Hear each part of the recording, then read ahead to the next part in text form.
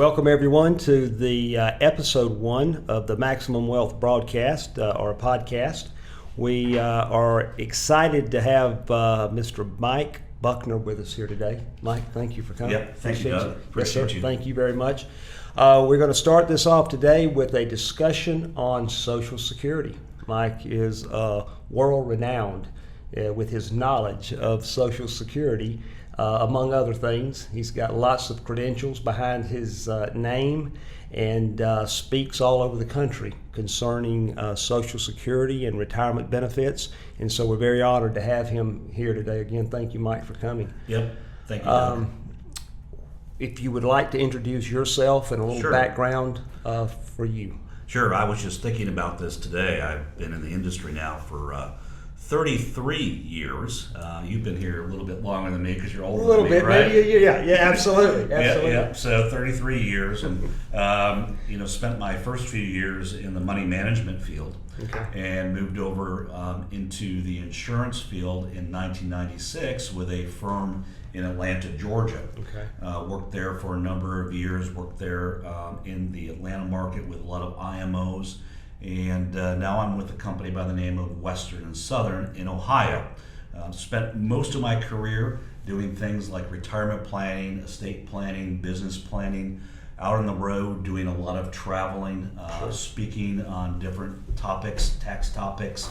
Not the most exciting stuff in the world, but I think it's things that we need to know. It's educating advisors and agents all across the country. So that's kind of a little bit of my background. I spent a lot of time on the topic that we're talking about today, Social Security planning, which tends to be a very, very hot topic now because a lot of folks are approaching that age. You got that baby boom generation coming in, and next few years, we're going to see a lot of people start claiming Social Security benefits, and there's a lot of questions around that. Let me ask you if this is true or not, or what you find to be true about the Social Security choices or people beginning to take Social Security. People think they know what to do. People think they understand Social Security, and I have clients and working with people that want to take it at 62 because they feel like that I've paid in all these years, it's time for me to get my money. But that's not always the best choice. And I feel like that it's such, and we'll get into this later, but there's so many details and there's so many choices and there's so many different aspects to taking Social Security. What they think they know, they don't really know. That's correct. I mean, the old adage used to be pull benefits at age 62, and that worked well with people who were living into their mid-70s.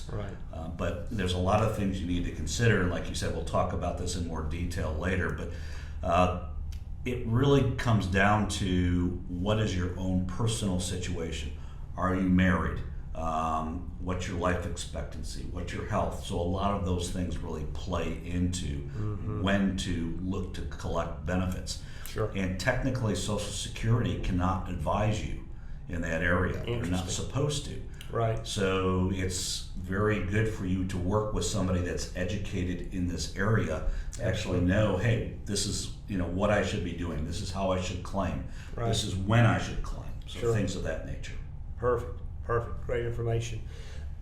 Tell me or help me with a little bit of history on Social Security. Where did this come from? How did this get started? What began? Is it the same way today? And how did that develop? Yeah, it's very interesting.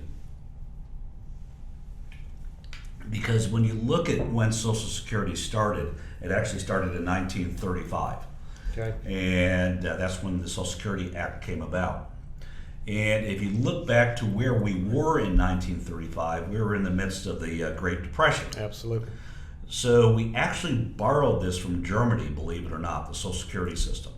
And so it was designed under FDR, Franklin Delano Roosevelt, to basically help with the Great Depression. In other words, we had a lot of people working in the factories back then that were older in age. Right. And the young folks were out of work.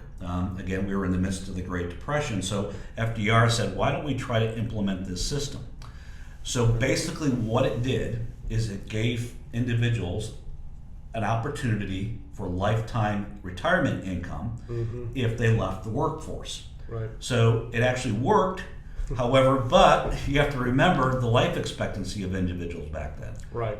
Life expectancy of a male back in the 30s was probably about 63, 64. Okay. So you only got benefits for a few years. If any at all. If any at all. Yeah. And then you drop dead. Nowadays, you got people taking benefits for 20, 30, or 40 years. But Right. that's where really the history of Social Security came from.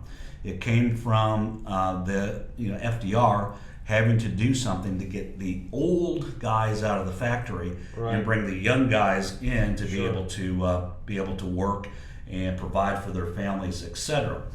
So it sort of was a way to provide a guaranteed lifetime income from folks. So that's kind of the history of the Social Security system. You know, I was doing a little reading about that before our time together today, and what's interesting is the birthday of Social Security is August the 14th.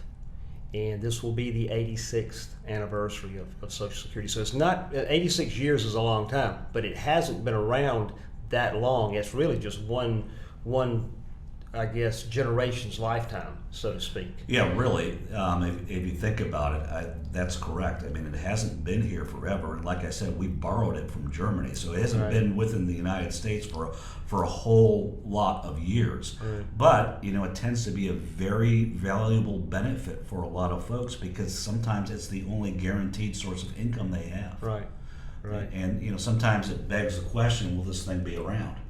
And I know a lot of folks get concerned about that when they think about taking benefits and when to take benefits. Should I pull it as soon as possible because it may not be here?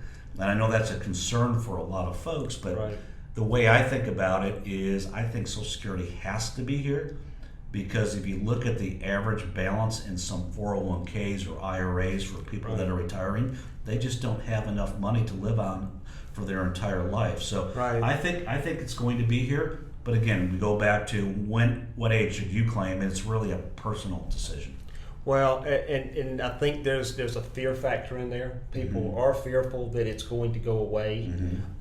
They are fearful that they may not live long enough if they wait to 65 or 67, that full retirement benefit year, that they may not live that long. And especially, I think in the time period that we're in right now with the COVID, with the economic upheaval, the chaos is going on all around us, I think people are probably more fearful than ever about waiting on taking that Social Security, and they're just saying, give me the money now whenever they're able to get it. That's the feeling I get from people more so than not. Yeah, and that is one of the things that we have to take a look at. Actually, life expectancy for the first time in the last few years has actually decreased. Yeah. For a lot of folks, and a lot of that is due to COVID. Right. A lot of it's due to other factors as well. But for most healthy individuals, I mean, you're probably going to live. I mean, the life expectancies nowadays are into their 80s. Yeah. Barring if we have any type of thing with COVID going forward, but I think we're starting to see that being reduced as well going forward. So we'll see what happens. Okay. All right. Well, let's bring this to a close as far as our first segment on the Social Security history and how it connects with our retirement planning. And we'll move into section 2, which kind of covers when do I claim and how do I make those claims, and what that looks like once you begin taking Social Security. My name's Doug, and this is Mike. Thank you for joining us. This is Maximum Wealth. Subscribe to our channel and visit our website at MaximumWealth.net. Thank you, and have a great evening.